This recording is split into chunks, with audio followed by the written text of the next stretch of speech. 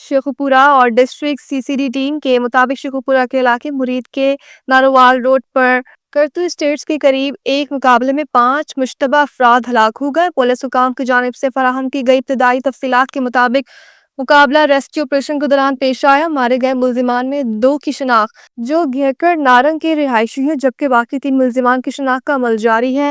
हलाक मुल्जिमान के कब्जे से असलहा, गोलियां और मोटरसाइकिलें भी बरामद कर ली गई। पुलिस हुकाम का कहना है कि हलाक मुल्जिमान में से बाज़ मुश्तबा अफराद मुतअद्दिद थानों में दर्ज डकैती, कत्ल, अगवा के मुकदमात में नामजद थे।